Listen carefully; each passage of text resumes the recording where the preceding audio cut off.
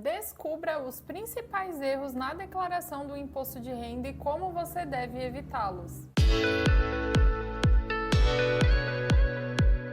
Olá pessoal, sejam bem-vindos, Pamela Contadora aqui com vocês e hoje eu vou te falar quais são os principais erros que levam as pessoas a cair na malha fina e como você deve evitar esses erros que são básicos, mas muita gente cai na malha fina por conta deles. E o primeiro erro é atualizar os seus bens ou seu patrimônio com base no valor de mercado. O que isso significa?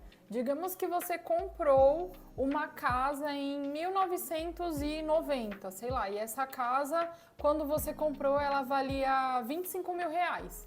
E hoje essa casa, com toda a atualização do bairro, o mercado, hoje em dia ela vale, sei lá, 300 mil reais. Você pode atualizar sua declaração com base no valor de mercado?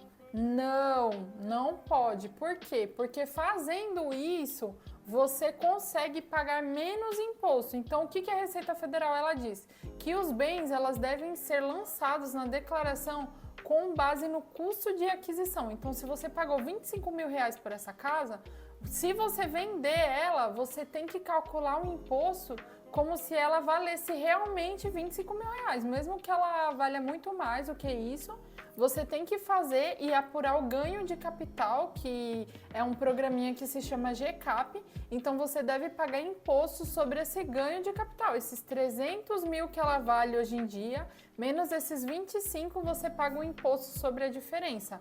O imposto é 15%, tá? E ele deve ser declarado na sua declaração do imposto de renda. Então, toda vez que você atualiza o seu bem com base no valor de mercado, você está fazendo de forma errada e corre grandes riscos de ser autuado, ser notificado, sua declaração cair em malha fina por conta disso. E um outro erro muito comum é a variação de patrimonial não ser compatível com os seus recebimentos. O que isso significa? Aqui no escritório a gente recebeu um caso bem parecido. Um rapaz que ele vende, ele recebe muitos valores por causa dessa questão de apostas, porque hoje em dia quem mexe com essa questão de apostas, quem está por trás disso, ganha muitos valores, perde quem está investindo, colocando seu dinheiro. Mas quem promove as apostas, eles ganham muito dinheiro. E o que acontece? Esse cliente, ele acabou não declarando o imposto de renda, não pagando imposto sobre isso, né? E aí ele veio declarar pra gente e queria que colocasse um valor de 2 mil reais por mês. Por quê? Colocando esse valor de 2 mil reais por mês para ele fica como isento. Então ele não paga imposto. Só que o patrimônio dele, ele conseguiu comprar uma casa de mais ou menos 1 milhão de reais e um carro de mais ou menos 300 mil reais. Então o patrimônio dele está em torno de 1 milhão e 300. E aí, quando você declara dessa forma na sua declaração uma renda muito baixa e patrimônios muito altos, isso chama a atenção da Receita Federal porque não é compatível. Como que com um salário de 2 mil você consegue comprar uma casa de 1 milhão? Então esse é um erro muito comum que acaba acontecendo na hora de declarar o imposto. E outro erro muito comum é informar o recebimento diferente da fonte pagadora. Então, fonte pagadora é a empresa que você trabalha ou que você é sócio ou que você recebe dividendos. E aí, todas as vezes que ela faz a declaração dela, que se chama DIRF, ela coloca um determinado valor, porque esse valor você precisa colocar na sua declaração de pessoa física e eles precisam estar compatíveis, tanto a declaração pessoa jurídica quanto a declaração pessoa física, para que as informações conversem entre si. Por isso que muita gente fala, nossa, mas por que eu tenho que declarar o imposto de renda se a Receita Federal já sabe quanto eu ganho? Por isso, para ela te pegar no pulo do gato, e se você informar um valor a menor ou um valor a maior ou diferente do que a sua fonte pagadora colocou, você já cai na malha fina assim, automaticamente. Então, esse é um erro que deve ser evitado. E como que você faz para evitar esses erros?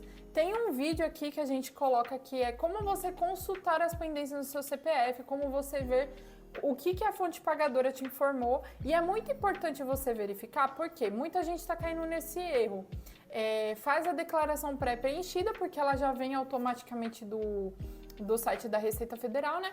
Então, digamos que a sua empresa, ela informou lá um determinado valor, sei lá, que você ganhou 50 mil por ano, E aí você importa essa declaração pré-preenchida. Mas digamos que a empresa verificou que ela declarou alguma coisa errada e aí ela retifica e muda esse valor. Na verdade, você não recebeu 50 mil, você recebeu 50.300, tipo, aumentou R$ 300 na sua declaração. Quando você informa, por mais que seja R$ 2 de diferença, você já cai na malha fina.